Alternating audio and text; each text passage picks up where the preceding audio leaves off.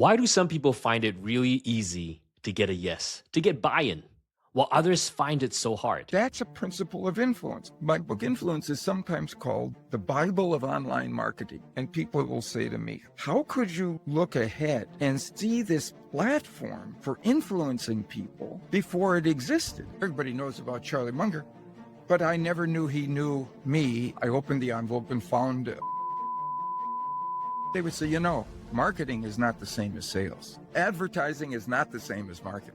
PR is different from advertising.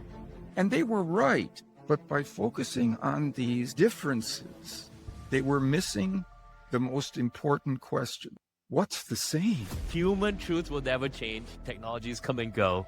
He says people always want things to be easier. My favorite NFL team has always been the Green Bay Packers. And I learned that Justin Timberlake and Lil Wayne were both avid Green Bay Packer fans. And Howie, I immediately thought better of their music. Did you go listen? You go listen. Yes, and I went and walked around because I wanted them to succeed. What if I have a startup? Use future social proof. You use one word.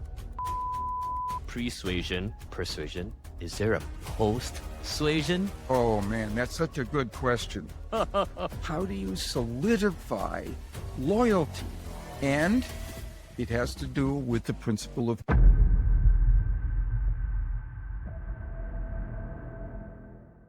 right, let me start with this. In 1995, the late, great Charlie Munger said this in a Harvard address. He said, fairly late in my life, I stumbled upon this book, Influence, by a psychologist named Bob Cialdini, who became a super tenured hotshot on a 2,000-person faculty at a very young age. And if you have half as much sense as I think you do, you will immediately order copies for all your children, all your friends. You will never make a better investment. So you recently celebrated the 40th anniversary of your book. So a question for you, Bob. What has surprised you or humbled you throughout all these years of teaching influence and persuasion? Well, I'll tell you something that humbled me, and it's related to the account you just provided, and that is that one day in the mail, I received an envelope, and it was addressed to me from Charlie Munger. And I had no contact with him to that point.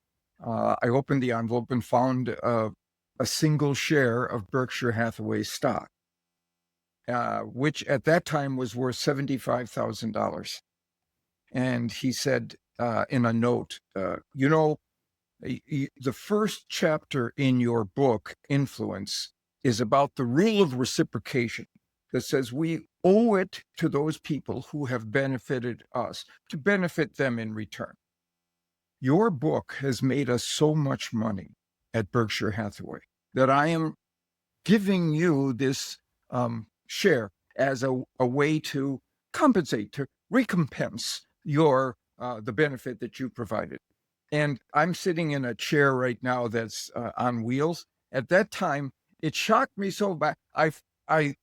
I hit the back of my chair and it rolled in, hit the wall behind me because it was I knew about Charlie Munger. Everybody knows about Charlie Munger, but I never knew he knew me. And he was walking through the rationality of his learning on influence. If there is, the first thing is you give back to those who give to you. You say, you do good things for people you owe, right? And that's what started us out in a long-term relationship for years until he passed a month before his 100th birthday party that I was very much looking forward to. But I mean, it just shocked me, first of all. And by the way, I've never sold that single share of Berkshire stock, which is now worth over $700,000. There has never been anything like it in our markets. the Berkshire Hathaway, I mean, Warren Buffett, Charlie Munger together as a Mhm. partnership, steering us as subscribers or as shareholders to greater and greater outcomes. So that was the thing that was shocking to me. What Yeah, a story. Oh my gosh. yeah, Oh my. I'll tell you that guy uh, taught me a lot. I would go to his lectures when he was speaking around the country. He would let me know about them. I would come to the audience just to hear the pearls of wisdom that kept coming out in his presentations. In terms of surprise, I have to say that when I began studying the influence process, I went into as many training programs of influence professions as I could get access to. I answered ads and learned how to sell automobiles, learned how to sell portrait photography, learned how to sell nutritional supplements door to door. I did the same with marketing and advertising and charity recruitment. What surprised me was how few fundamental principles of influence were being employed in each of the various professions. At the time, I only counted 6. I mean, there were hundreds, maybe thousands of individual tactics and Mm. practices and techniques that were being employed, but I thought you could understand the great majority of them in terms of just 6 universal principles of influence. I since added a 7th called unity. If we think about these factors that incline people toward yes, and we can categorize them in terms of just 6 or 7 basic principles, we can remember 6 or 7 principles when we're in a situation where we want to be more effective. Oh, I've got scarcity working for me here. Or, oh, I've got authority working for me here. Or, I have social proof. And that struck me as worthy of a book. Let's put one per chapter in a book and bring it out to the non-academic community. I didn't want to just keep writing my journal articles to audiences that knew academic jargon and statistical analyses and so. No, to the larger community who could benefit from, as you say, knowing human truth. What's endemic to the human condition? Can we identify those and tell people about them? And that's what got me started on the book. And I have to say, Howie, that book has been very good to me. It sold more copies than I could have sensibly imagined at the time, in all kinds of 49 languages now, It's which is amazing. very heartening to me. In fact, I have a colleague in Poland, Professor Wilhelmina Wosinska, who wrote to me and she said, Robert, your book Influence is so famous in Poland. My students think you're dead. Oh my gosh. Legend has it though. Did it start as a consumer defense book? Like Yeah. what was In the the first hypothesis? Yeah.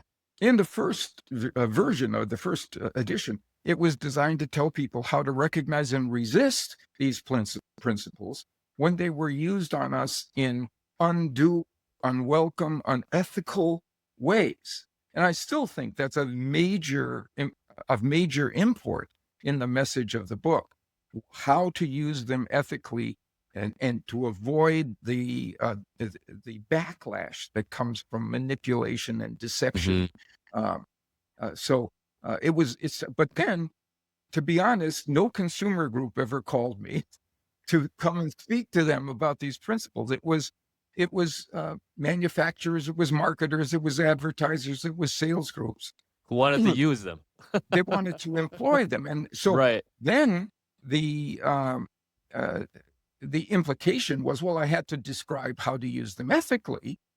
And so all subsequent editions focus on the use of the principles, not just the deflection or rejection of them, Mm. right?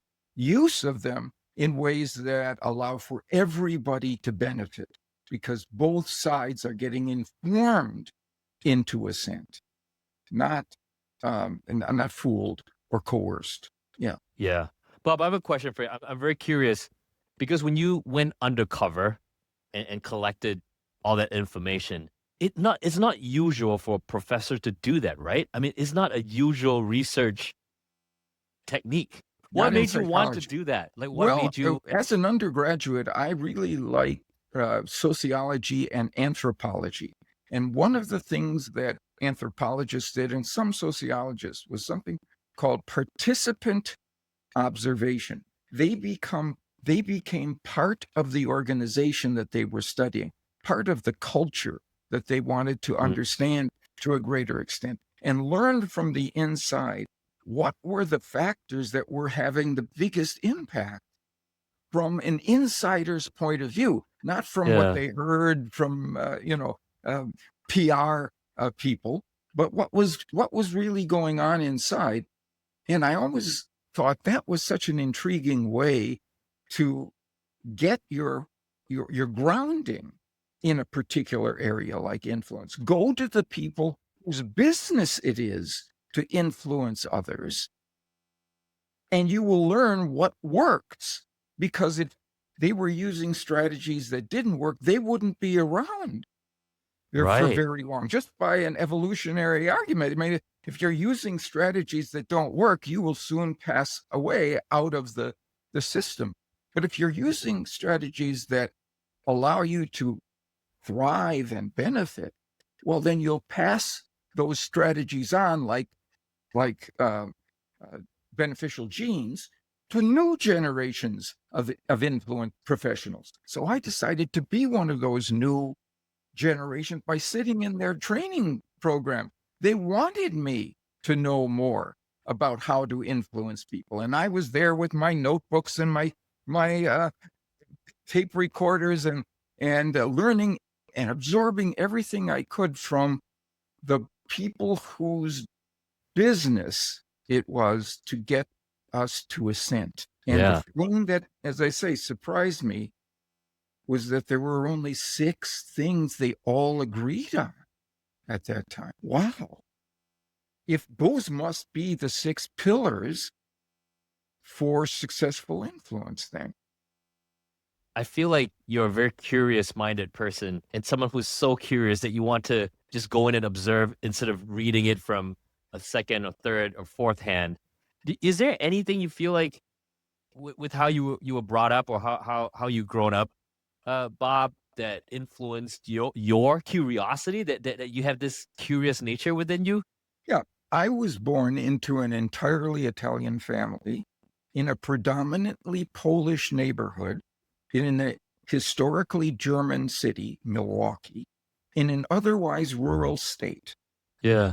And I realized that when I went from one of those settings to another, the rules changed a little bit about what was most successful, right, in getting those people in city, urban versus rural environments, or Italian dinner tables versus Polish or German dinner tables, all my friends and so on. It was different. So, yeah, I think that got me curious about what were those differences. The thing that struck me even back then was to be looking at, besides the differences, what was the same in getting Mm, people to move in your direction. The differences were on the margins. The commonalities were the drivers, the big drivers of change. So when I went out and undercover and went to various kinds of professions, if I was in a sales organization and learned, okay, I learned about, and then if I went to a marketing organization, they would say, marketing is not the same as sales. Here's the difference. All right. And there were differences.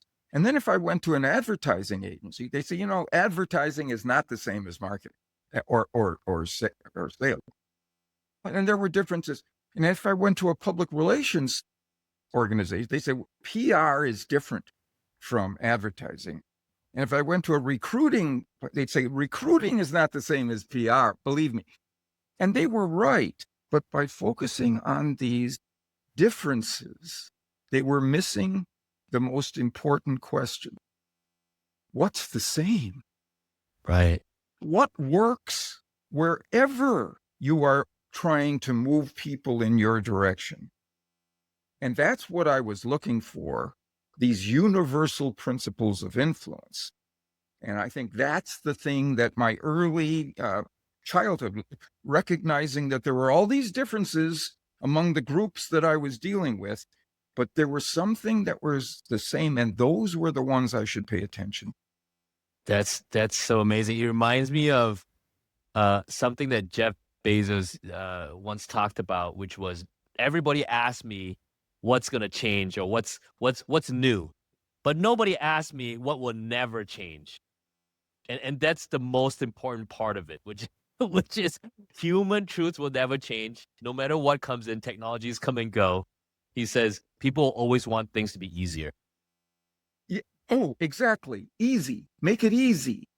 And this is one of the things that we're doing now. We're calling some techniques that we call the small bakes. The smallest change you can make to your influence appeal that produce the biggest change in your influence success.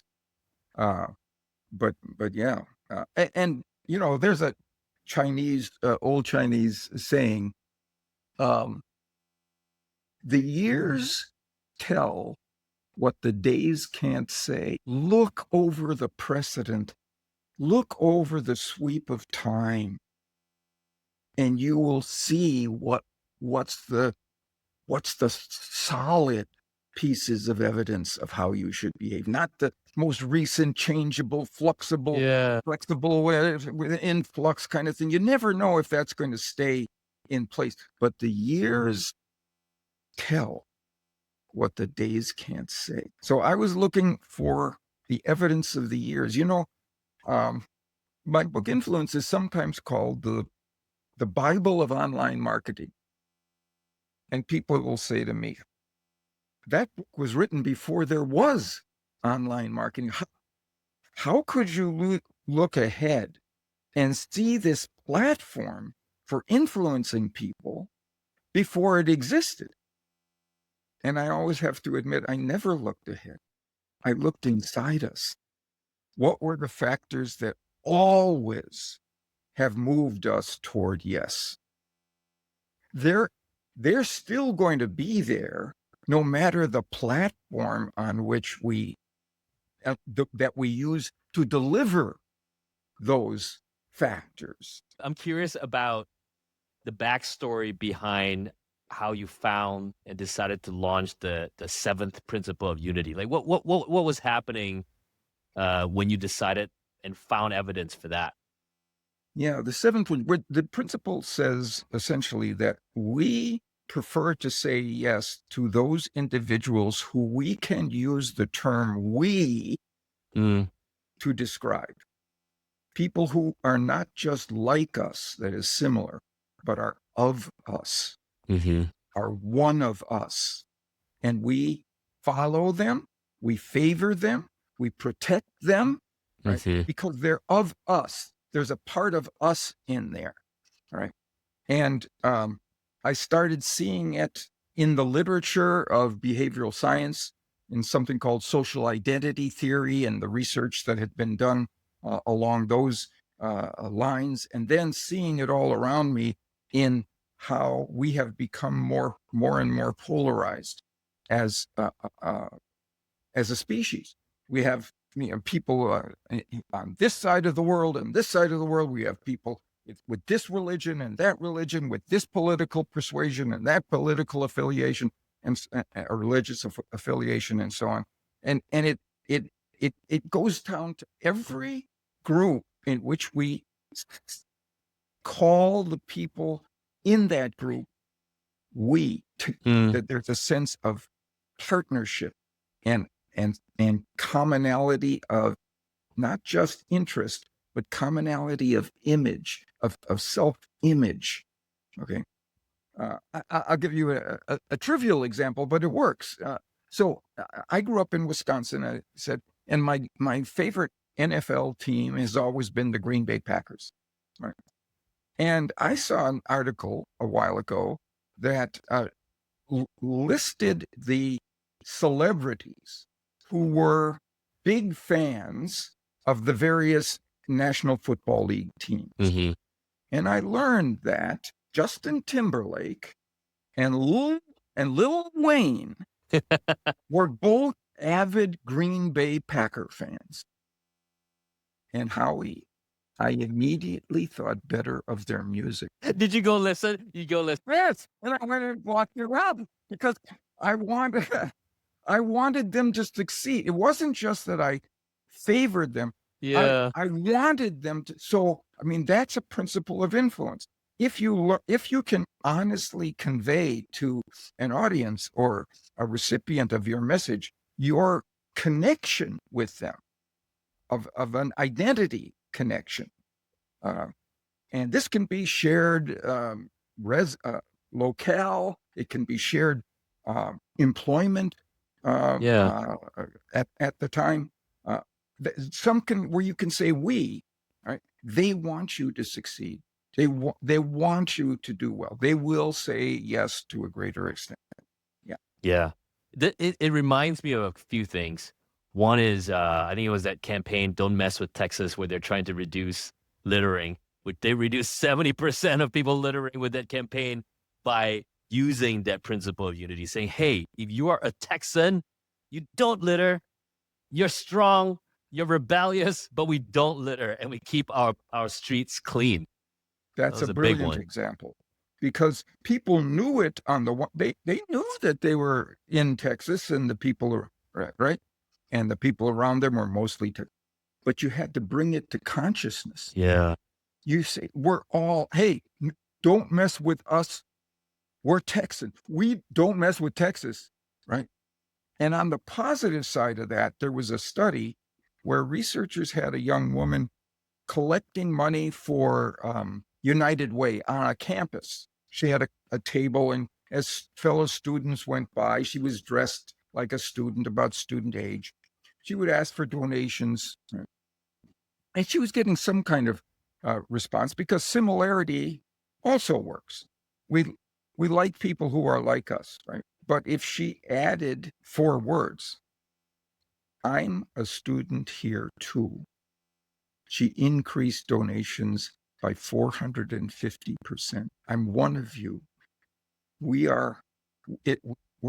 People say yes to those they feel connected with in some kind of we-based manner. One of the things you talk a lot about is becoming a detective, right? Like you want to be a detective of these principles.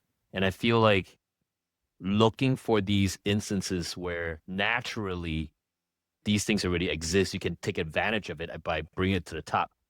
I'm wondering about what you think about companies that's trying to manufacture that, right? So for example, Nike does this for their brand, which is where we stand for greatness, right? We are about and we care about people who want to strive for greatness. They train, they get up, they fall, they get up again.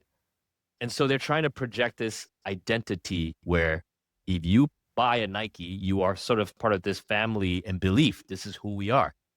But it's not innate, right? I mean, it's not innate. It's something that they perhaps built and manufactured. Sure, it was built up based on Bill Bowerman and Phil Knight's philosophy.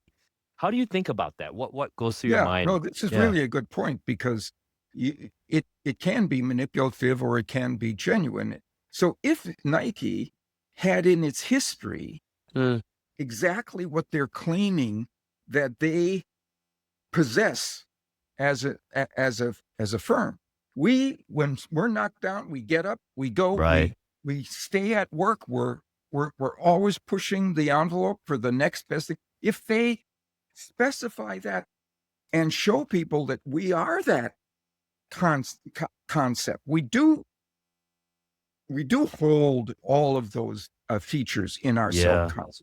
Yeah. Then I think they're entitled to it.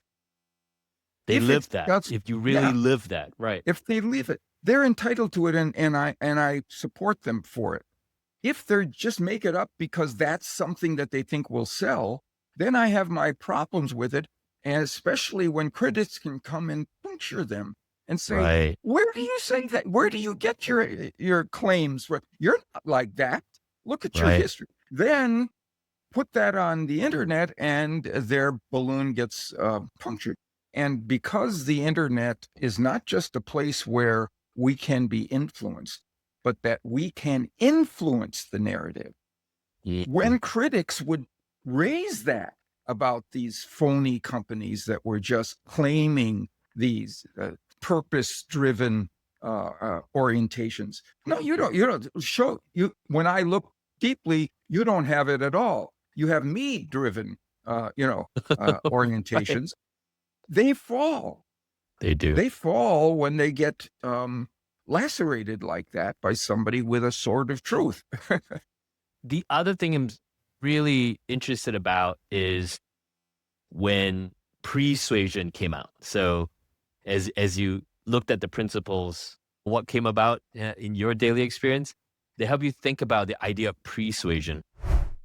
What Dr. Cialdini is about to unpack is going to change his understanding of persuasion forever. And it's going to change yours. My question for you is, do you influence? Of course you do. You already do. But here's what you don't know. You don't know what is your natural style to get people on your side. And so in the past few months, I put together a quick assessment to reveal and uncover your natural style of influence. Why is it important? It's important because it helps you know yourself better. And when push comes to shove, you know what is the style that you reach for instinctively. But that might not always be the right style. So go take this assessment. It's influencestylequiz.com, or click on the link in the description below. Or if you're just listening on a podcast, it will be in the show notes. It will help you understand your natural influence style. 16 questions, 3 to 5 minutes, and you get a personalized report right away. All right, now back to the show. There was a eureka experience I had, which sent me down the track of finding evidence for the concept, the effectiveness of the concept of persuasion, both in the scientific literature and in the evidence of the real world.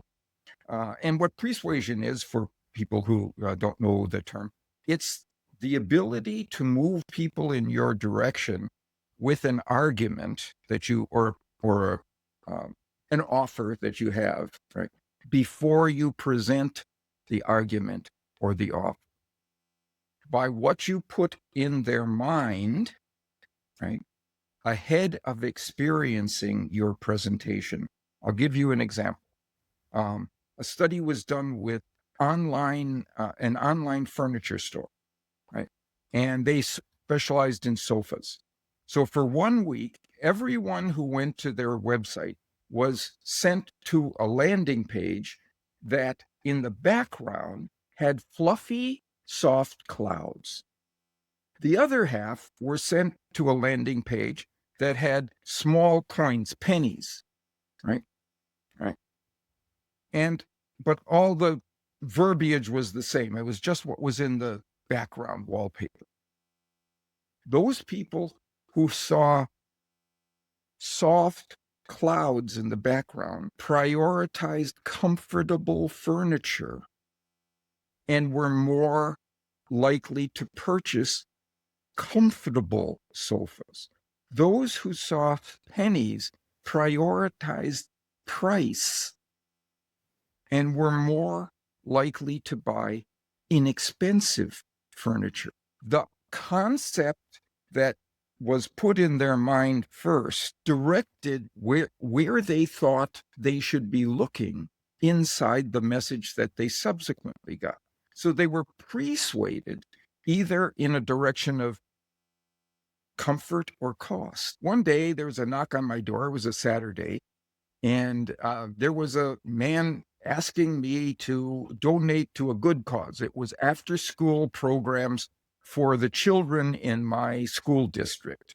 right? Who didn't have a place to go afterwards. Their parents were working and they would just go home and they would just turn on the TV. But I hadn't received any information from my school district that there was this program going on for after school programs. I didn't hear anything about it. None of my neighbors had told me about it. And this guy didn't show me any badge indicating that he was from my school district. But I gave him twice as much money as I normally do to a solicitor for a good cause who comes to my door. And I remember closing the door and leaning against it and saying, "What just happened here, Cialdini? What just happened?" And that's after you wrote the book, right? Like you wrote the book. No, this is before I wrote the book. No. But you wrote the influence book though, like Right after the influence. Yeah. Right. Yeah. He didn't use any of my influence principles, and he got me to what did he do? Well, I'll tell you what he did. He brought his probably 4-year-old or 5-year-old daughter with him. Yeah. Who was hiding behind his leg. And of course, my attention went to a young child. Well, then when he gave me the option of helping young children, I had already been primed to focus on the benefits to young children. That's where I was focused, on that cute little girl. And I thought, okay, he didn't use any of my principles. There must be another route to persuasion besides just what you put into a message. What do you put into the moment before your message to send them to the factor inside your presentation that is the most powerful? It reminds me of Wow. this. Yeah. Oh my God, that's crazy. It reminds me of when I had my first kid. We were living in San Francisco, and we were actually kicked out of our apartment building. And I had to find a place for us to live when we had our first kid. He was like a week old. So after a few showings, we could not find a place. Every time we would submit an application, we would be rejected. Then this last one, we said, all right, we're gonna bring the baby to the showing. So I brought my 2-week-old baby in the car seat and talked to the realtor, and then submit our application saying we need a home. He needs a home. We need a home. We got kicked out. Wow. And that was when we got the yes. We got Children accepted. need homes, right? I was using pre-suasion before I even know it. Yeah. Yeah. So, and the principles of influence can be what I say is you bring can put the it two books before together. as well. So, for example, Norwegian Cruise Lines had a big sale one year where all of their previous customers were sent an email telling them about a big sale during the holiday season of that year, the Christmas, New Year's holiday. But there was a limited time. They only had a day and a few hours to sign up for it. And when you opened the email, you saw a digital clock ticking down. It showed the great deal. It was a big bargain, but it had this scarcity component to it. Half of the emails went out just like that, as I said, and the other half had 2 clicking down clock emojis in the subject line. They primed them for scarcity before they hit scarcity. My gosh. They got 15% more cruisers signups. Yeah, it's a multiplier. I don't know if effect. you know how cruises go. 15% is worth a lot of money because of all the profit centers they have on board. Right. Yeah, there's a tremendous lifetime value. So the question is, what do you do first? Even though you've got a great product, service, presentation, offer to make, What do you do first to incline people to pay attention to the best features of what you have to offer? You But do it with is it always instant? Is it from a time perspective when you think about persuasion, is it something that happens immediately before? the further away you get from the moment of presentation, the less it's going to work because other thing they've now focused their attention somewhere else. Something else is at top of consciousness. Ah, that makes a lot of sense. Because as I'm thinking about um the world of brand, right? Which is to create the story and to create the association so that when you go in for the ask or when there's the product on the table, hopefully what you've done in the past evokes the memory of what you've seen in the past to make you want to pick, and choose something. Yes, So it definitely is not instant. It's over a longer time frame. However, brands that do really well have these two things, which is the mental availability of the person at that moment to actually think about it. And then there's the physical availability that is actually available there for you to go pick it. right. And S- if you have in your brand an association Yeah. to that concept, durability or strength or scientific evidence or whatever is the concept that you've got in your brand, and you've established that association over and over and over the way a brand is supposed to, now it comes to mind Yes. as soon as you see the brand That's right. designation. Yeah. So that's how you get persuasion from a long period of it stamping in the Yes. association between the brand and the concept that that brand stands for. Yeah. I love that you just said that because I think it's very interesting for me when you think about these disciplines.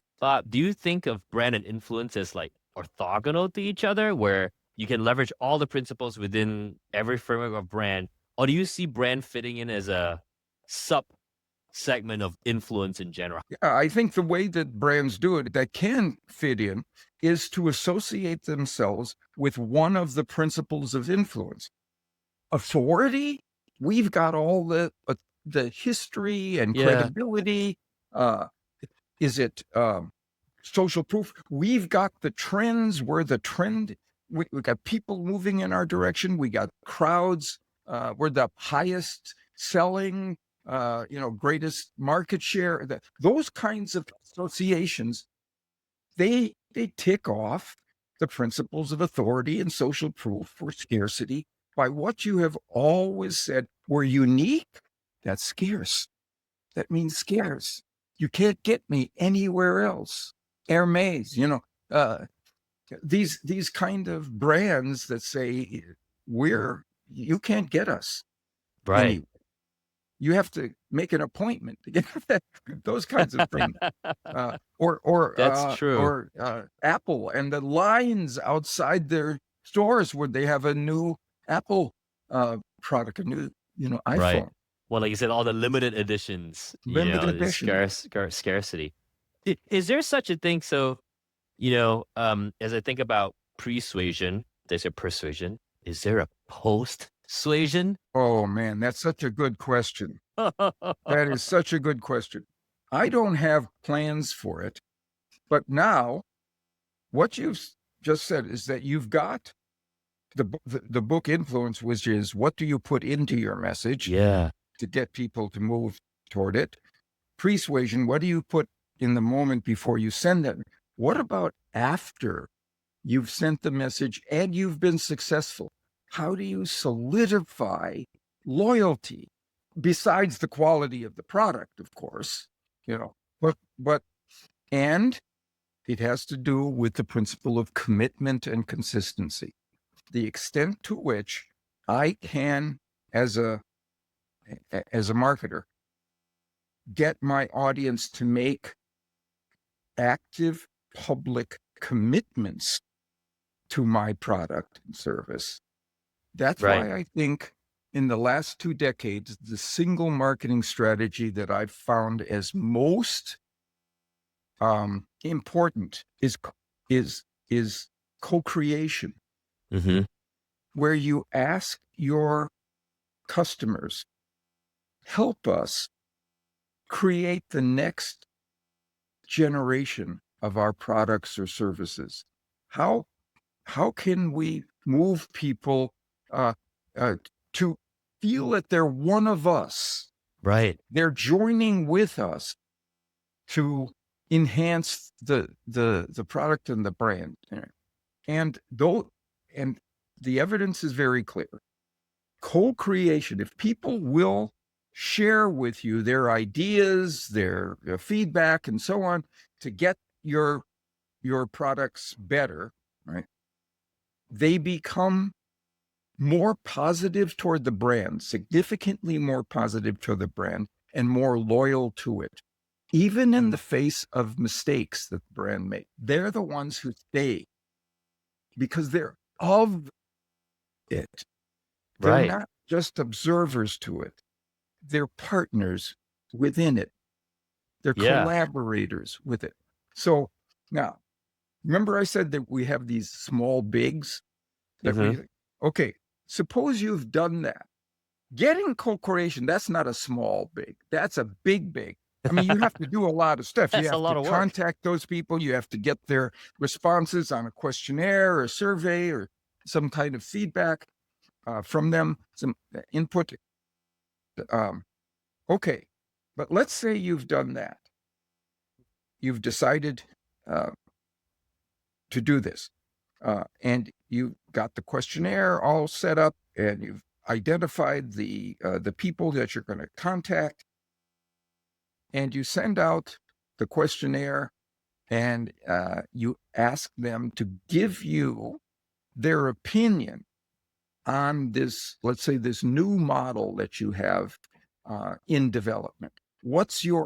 Give us your opinion on what we should do with this. Asking for their input is exactly the right thing to do. That's co-creation. But for asking for their opinion is a mistake. When you ask for someone's opinion, they step back away from you.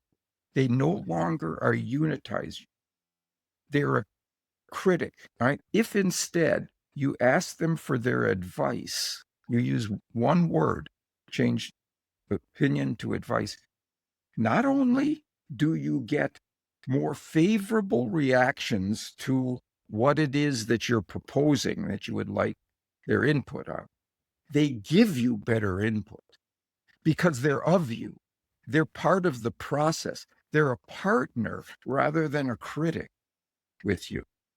And the research is very clear on this. That also works if you substitute the word advice for feedback. Same effect. Don't ask for opinion. Don't ask for feedback. Ask for advice, and you get a partner in the process who wants you to do well and will spend more time and give you better input as a Yeah. result. Well, I have a question about that too. So curious to hear your opinion on this. I would think you shouldn't pay them for the advice because payment becomes a transaction and it makes them a little bit further. Because I feel like if you ask them for this advice, it's almost like a favor. It's almost like the Ben Franklin effect, where someone that gives you a little favor actually becomes closer to you. What are your thoughts about payment Yeah, for no, you're advice? right. I mean, the less that exactly right. You probably need something. All right, uh, it can be a donation to your favorite charity, Mm. something like that. Some That incentive. some incentive to get them to want to do it, but it shouldn't be. Oh, I did this for myself. I did this for my personal From gain. right. But if you can get those people, let's say, and yeah, this works to get these loyalty programs where you get people Hmm. who refer others, referral programs. Then they get something if the new person comes on, and they work.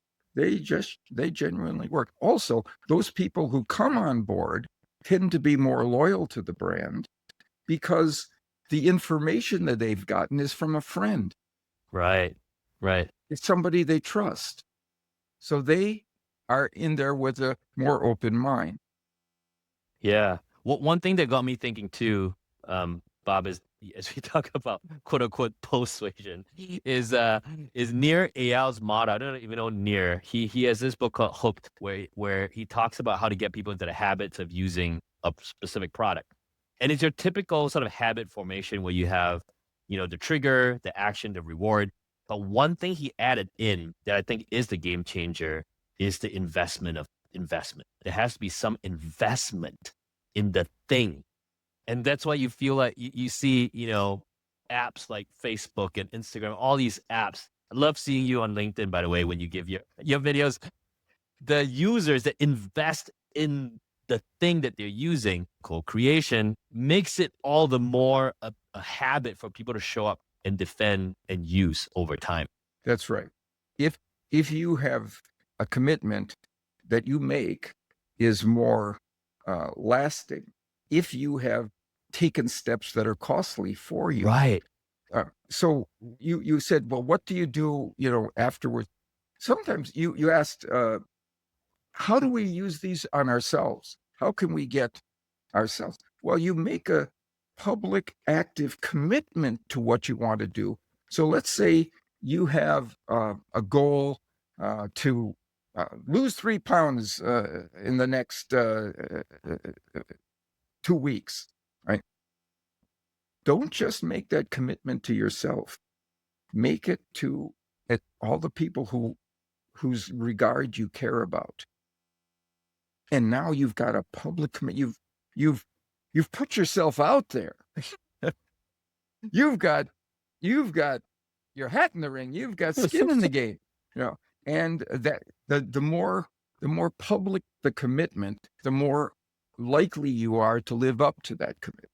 Bob, as you think about all the different stories, what is one like your most favorite story about using influence? And on the other side of things, has there ever been something that happened that made you change your mind about influence over the past, decades? Let me take the first of those, which Yeah. is which relies on the first of the principles of influence, which is reciprocation. And I would always find myself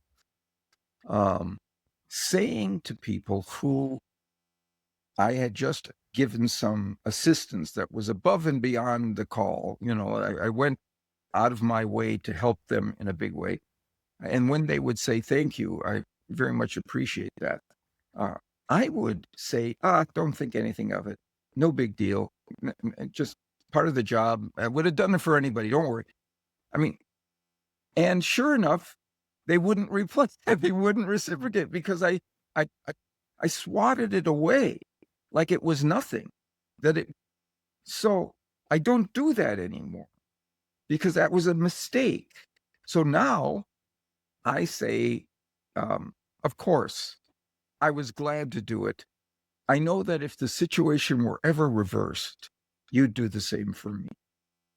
I give them a compliment to live up to, a reputation to live up to, and I don't dismiss what I did for them. I don't demean it. I don't ignore it. I put it on the map, leave it on the map, and say, okay, you're the kind of person who lives up to his or her obligations. And sure enough, everything changed. Now, Wow. I and think that's one single sentence anybody can use. Anybody. And there's one thing especially about it that's a small thing. I never say, I know that if the situation had been reversed, you'd do the same for me. That's gone. That situation is gone. It will never occur. I say, right. If this situation were ever to be reversed, I know you'd do the same for me. That's the future. Right. Those people are just waiting now to validate my conception of them as people who would do the same for me in the future. And so those benefits accrue in the future where they belong. Yeah. That's The how other you thing plant seeds. That's how you oh plant man, seeds. Oh my I gosh. mean, that's exactly right. This is the way I'm thinking about this all the time. What's there that is that is readying the response that I want? If you know any neuropsychology, our neurons don't fire just when they are ready to fire. They fire when they have been readied to fire. When there is something that has occurred that has made them readied to shoot off into a change. Right? And so if we create associations among the neural networks and so on that ready people to go in the direction we are hoping them to do, that's the master class. That's powerful. That's very powerful. Tell me about the something that that happened that changed your mind about Or the influence. well, so yeah, here's what happened. I did this research on social proof that if you get people to see that a lot of others like them are moving in a particular direction, right? Then they will move in that direction themselves. No problem at all. But I would always say, but people would say, well, what if I don't have a lot of people moving in my direction? What if I have a startup? We're at the beginning of this, and we don't have market share. We don't have a lot of sales. We can't point to that. And I would always say, well, then don't use social proof. Use one of the other principles. Use scarcity. That not a lot of people have it. Right. Go to the truth and Right. use that. But I don't say that anymore because of a new set of studies that my team and I did, but also some people at Stanford were doing these studies at the same time we were. And it's that instead of using current social proof and saying, we don't have a lot of people yet to move, that's the wrong thing to say because it says nobody's doing this. And people say, well, then why I should do it? We say, but the trend is going in that direction. Even though only 15% of our existing customers have decided on the new model to upgrade, right? If you say that, people are going to say, that That's means it. 85% don't want to do, of people like me, don't want to do this. But if we say, we got 15%, but 2 months ago it was 5%. Mm. Last month it was 10%. This month it's 15%. Right. They project the trend into the future. So the thing to do, so that really changed. I no longer say, oh, don't use social proof. I say, use future social proof. Provided you have a trend, you can You need to have a trend. honestly, you need Right. to have a good enough product that there's a trend. Now feature that. Yeah. Feature the trend. And that's what all the research shows now and looks to be very successful. If you've got that, but you need 3 data points. If you just said 15%, that's just a statistic. Right. There's no trend. There's no curve. There's just a Right. point. Right. If you say, well, last month it was 10%, this month it's 15, that's a change. But changes don't always go. Changes sometimes level off, sometimes but show them 3 data. It was 5, then it's 10, now it's 15. They project that into the future. 3 data points. And then you get to use language that embodies that trend. You get to say, not just more people are selecting this upgrade, more and more people are doing. Greater and greater numbers are doing.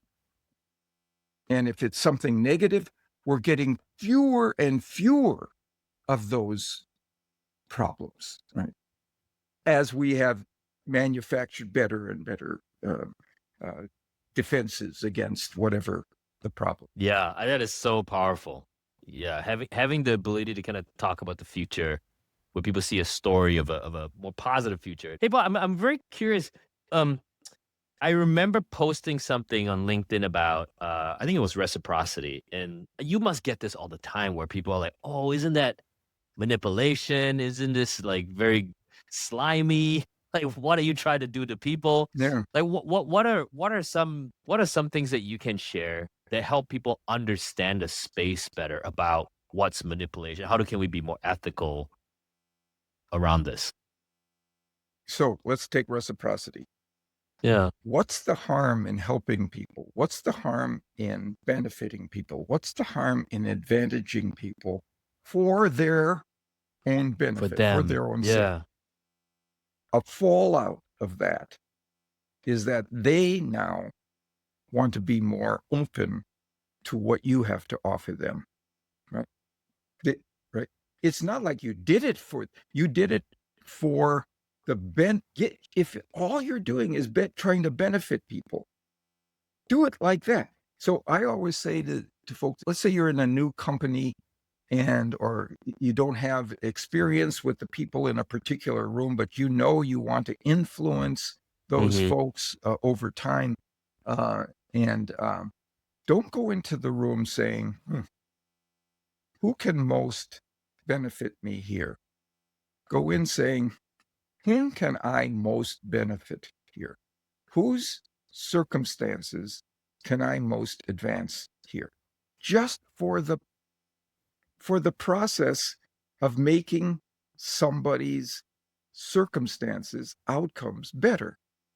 They will be ready. You will have established an advocate in that room of people. And that's all you can do, really. Or if it's inside your organization, I have a slightly different response where they thank you so much for helping me out, and you say, of course, I was glad to do it. It's what we do for one another here. Mm, For one another. It's what we right. do for one another. I So mean, it that appeals to unity too, and doesn't it? appeals to unity as well. Where you've Is got there unity, bring it to the surface. right? I think that's the core of it. That you don't manufacture, you discover what's the truth, and you bring it to the surface. I mean, that's essentially it. That's right on the bullseye. You Yeah. are a detective of influence. You look into the situation. What do I have here that's genuinely true, Right. genuinely available for me to bring to consciousness? And people then respond to it because these are the things that normally steer them correctly if they're there. These 7 principles. We normally are better off helping those who've helped us, following genuine leaders and authorities, seizing valuable objects or opportunities that are rare or dwindling. We're better off when those things happen most of the time. So by bringing them to consciousness, we've engaged practices that lend themselves to the benefit of both parties. Yeah, because I think I see it this way, almost like if you don't, then if I think about it as a circle and cycle, we talked about this, but how do you maintain loyalty? How do you maintain people coming back to you? If it's a game, like an infinite game that you keep playing and not just one transaction, and if you are ethical, it will come back. That circle will come back. But if Exactly. not, then you made a big ding on your post-suasion because you basically did not deliver or you are unethical and people drop off and they say, I will never deal with you again. Man, have you ever had somebody who tricked you into a scent? Would you ever go back to that person? No Would you chance. ever refer one of your friends or network? No, the opposite. What is a myth about persuasion and influence that refuses to die? I'm going to suggest now that what Benjamin Franklin said about persuasion. He says, "Who persuade, speak not to argument, speak to self interest." Tell the person what the benefits will be for them. Don't give them a logical argument about this and that and this. Show them the benefits that will accrue to them. Now, here's the myth that those benefits are only material or financial. There are benefits to the heart, to the self-concept, where if you do this, you'll be doing the right thing. You do this and it will be consistent with what you have committed yourself to as a person. It's things that are below the level, even more fundamental than financial gain. Just psychological and emotional peace of mind and congruence, consistency with who you want to be and what you want to be in the future. Yeah. It reminds me of Dan Ariely's book about we're predictably irrational. Humans are irrational Yeah, and predictably so. predictably so. Bob, it is evident that throughout all the years and now you're still so excited about teaching and talking about this topic. How do you keep that energy after so long? I think a lot of people, especially young people, when they think about taking on a subject or mastering a craft, there's hesitancy because they feel like, oh, I don't know if I'm going to still like that over how many years. How do you maintain that energy?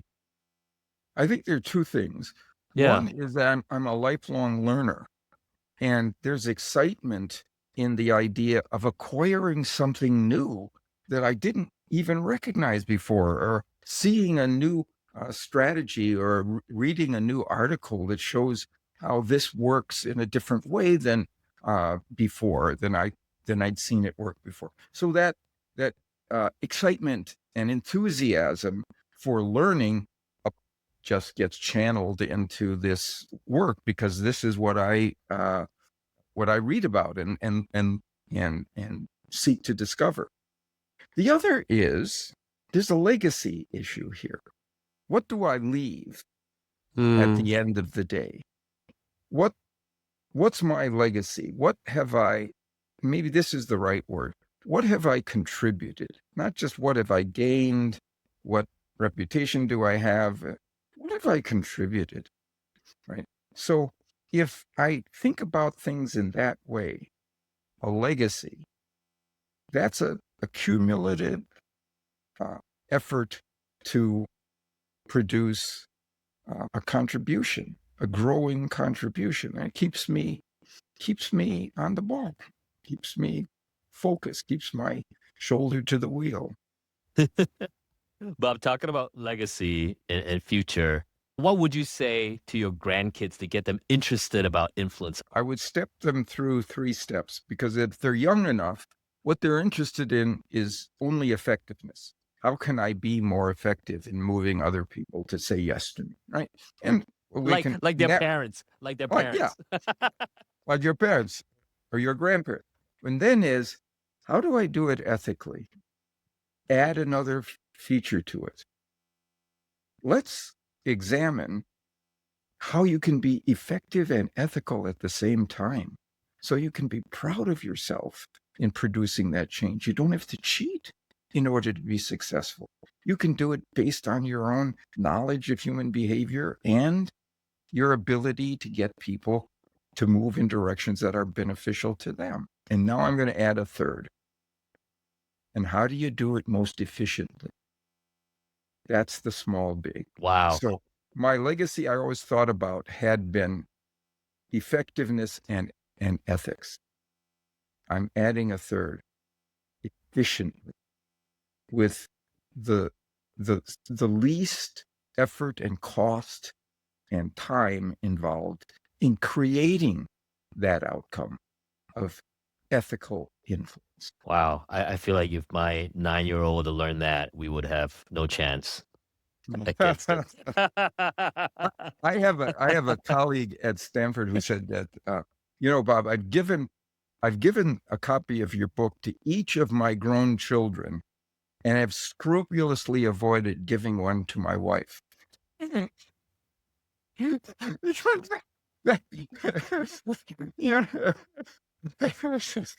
You know, there's some people you don't want to have all this now.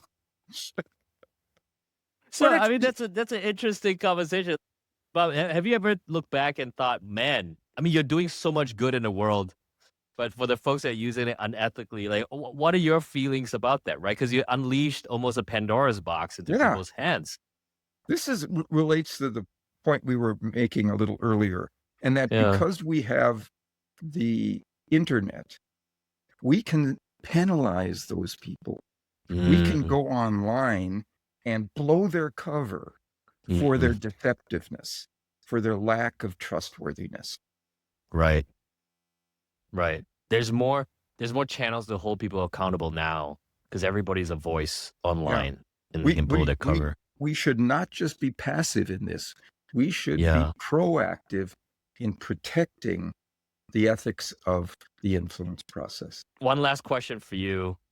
If you had a superpower, the ability to send yourself a letter at any time in your history, in your journey, knowing that space-time continuum will not change, you would have written those books, you have impacted all those people.